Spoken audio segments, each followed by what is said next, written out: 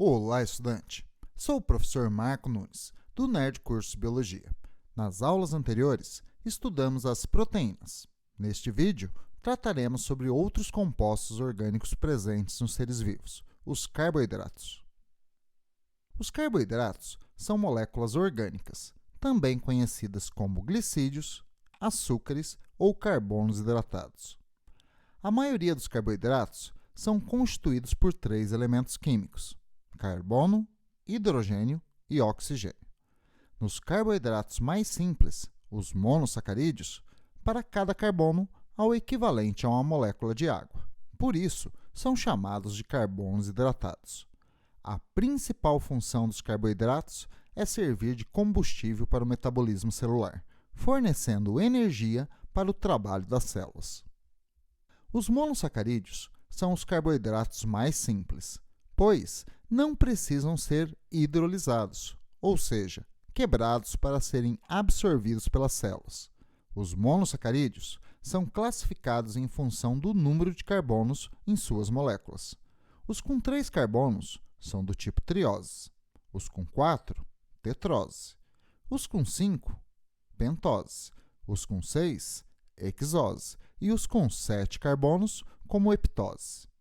Para obter a fórmula molecular dos monossacarídeos, é fácil. A maioria segue a regra do carbono hidratado, ou seja, para cada carbono há o equivalente a uma molécula de água. Então veja como ficam as suas fórmulas. As trioses têm 3 carbonos, então sua fórmula molecular é C3H6O3. As tetroses têm 4 carbonos, então sua fórmula é C4H8O4.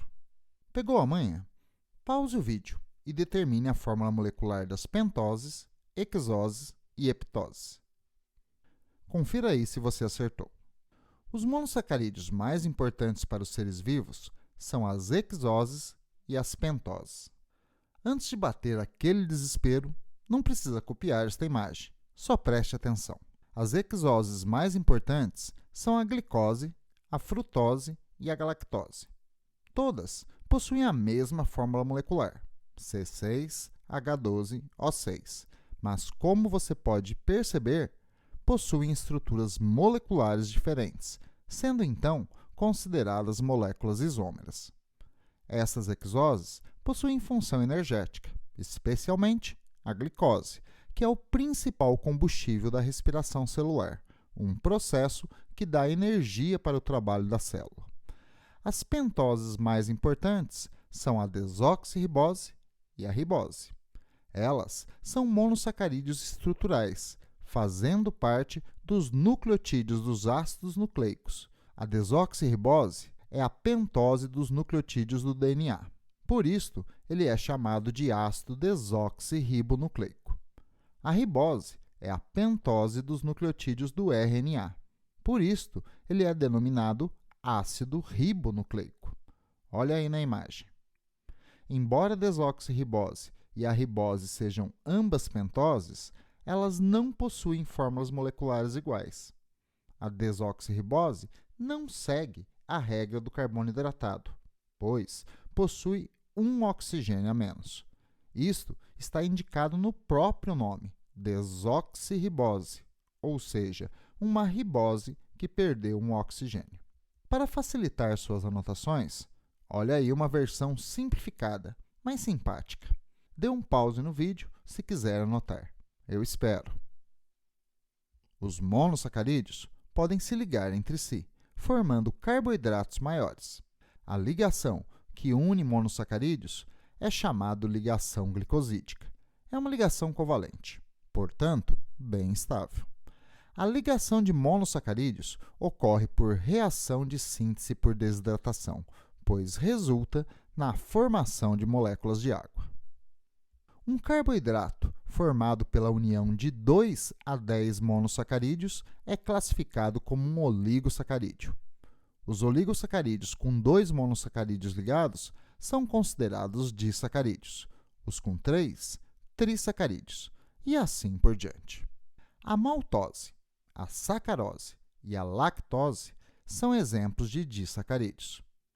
A maltose é conhecida como o açúcar dos cereais, presente, por exemplo, na cevada da cerveja. É formada pela união de duas moléculas de glicose. A digestão da maltose resulta, então, em duas moléculas de glicose. A sacarose é o açúcar de cozinha. É constituído pela ligação de uma molécula de glicose a uma de frutose. A digestão resulta na separação dessas duas moléculas. A lactose é o açúcar do leite. É formada pela ligação de uma molécula de glicose a uma de galactose. Atenção! A digestão da lactose é feita por uma enzima chamada lactase. A produção de lactase é elevada nos recém-nascidos, quando o leite é o seu único alimento. Conforme ocorre a diversificação da dieta, a produção de lactase vai diminuindo.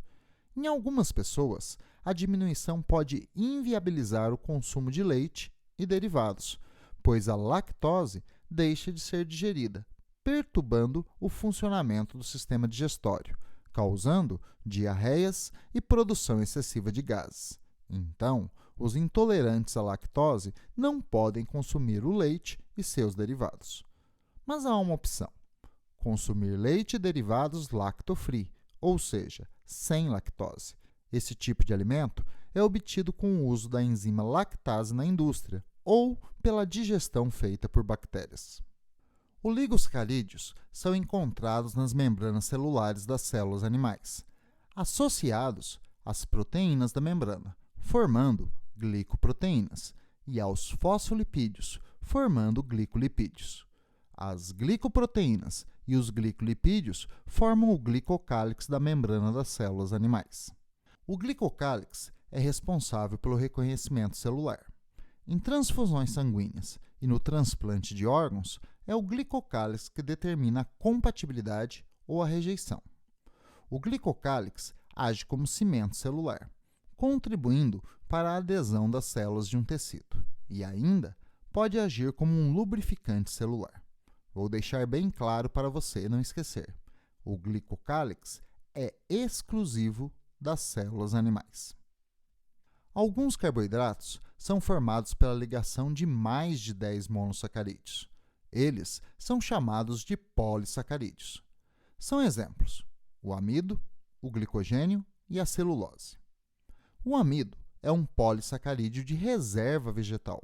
Quando a fotossíntese produz mais glicose do que é consumida pela respiração celular, o excesso é enviado para as raízes e sementes e convertido em amido. Quando a fotossíntese torna-se menos eficiente na produção de glicose, o amido armazenado é transformado em glicose para manter o vegetal vivo. O glicogênio é um polissacarídeo de reserva animal e dos fungos. Quando eles obtêm mais glicose do que consomem na respiração celular, o excesso é armazenado na forma de glicogênio. Nos vertebrados, como o homem, o excesso de glicose é convertido em glicogênio nos músculos e no fígado. O glicogênio muscular fica retido para uso local durante a atividade física, mas o glicogênio hepático pode ser convertido no fígado em glicose quando a glicemia é baixa. O hormônio insulina favorece o armazenamento do glicogênio. O hormônio glucagon, a liberação de glicose para o sangue. Já a celulose é um polissacarídeo estrutural vegetal. É encontrado na parede celular das células vegetais e de algumas algas.